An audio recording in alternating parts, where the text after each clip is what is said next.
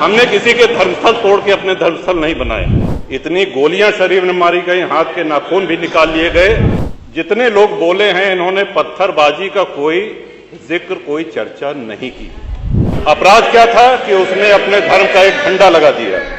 उनका इस तरह से अपमान करना, उनको लुटेरा कहना, अरे जहां करना हो सर्वे करें। हम कभी गुम्मा अद्धा नहीं चलाएंगे, हम पत्थरबाजी, हम न्यायालय के निर्णय का सम्मान करेंगे। बताइए राजा भाई, माननीय अध्यक्ष, क्या बोल रहे हैं? संभल के विषय में ही चर्चा नहीं है, हम अपना चर्चा नहीं है। राजा भैया भी कोई चर्चा स्वीकार नहीं कर रहे हैं माननीय कि चर्चा कराई जाए या ना कराई जाए। ऐसे तथ्य जो ना आए हो कुछ बताना चाहते? 5 मिनट, 5 मिनट नहीं 2 मिनट।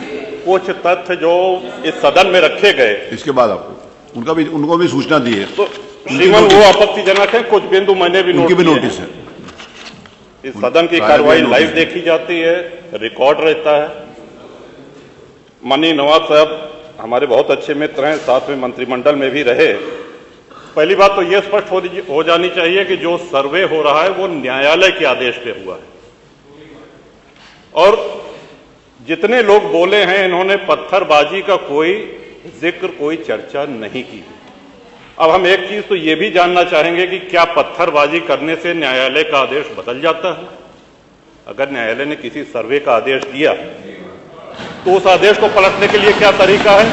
उससे बड़ी अदालत में जाएं कि सड़क पे खड़े होकर के पत्थर प्रशासन के ऊपर और पुलिस के ऊपर चला जाए। आज तक कभी प्रशासन का निर्णय, न्यायालय का निर्णय इससे बदला हो तो? दूसरा श्रीमान, पुलिस और प्रशासन के लोग जो घायल हुए हैं उनके प्रति किसी ने कोई पीड़ा, कोई चिंता व्यक्त नहीं करी। बहुत गंभीर मामला है ये। ठीक उसी तरह है जैसे बहराइच में 22 साल का एक नौजवान राम गोपाल मिश्र, 4 महीने पहले शादी हुई थी, उसकी हत्या कर दी गई। इतनी निर्मम हत्या करी गई, इतनी गोलियां शरीर में मारी गई, हाथ के नाखून भी निकाल लिए गए। अपराध क्या था कि उसने अपने धर्म का एक झंडा लगा दिया। श्रीमान, इसी चर्चा में एक बड़ा रोचक तथ्य सामने आया।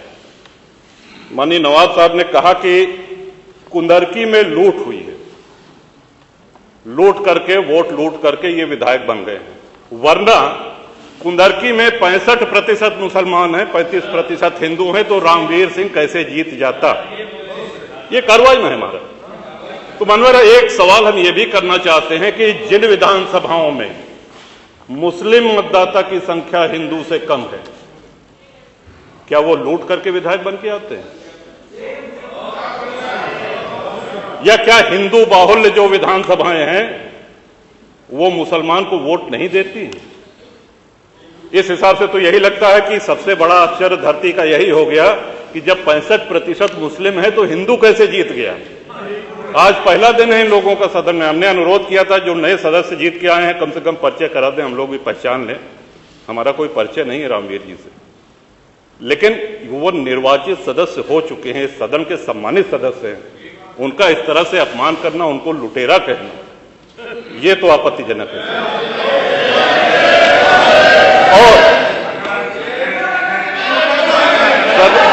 सर्वे हम बोल रहे तो आप बोले।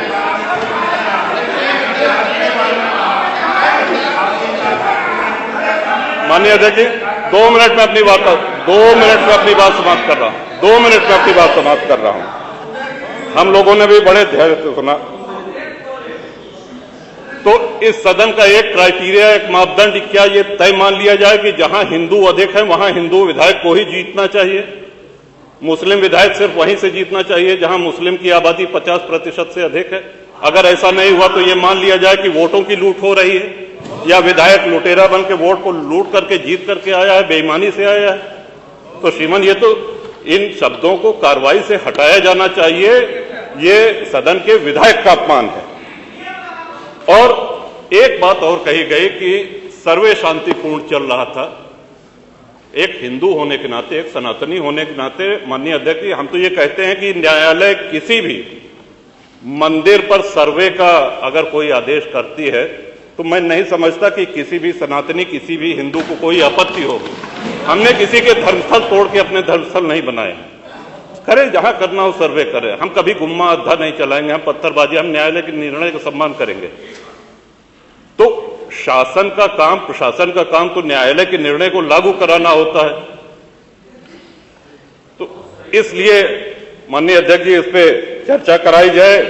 चर्चा में भाग लेने की इच्छा इधर भी है, बहुत से लोगों की है, और चर्चा कराई जाएगी तो बहुत सी सच्चाइयां सामने आएंगी।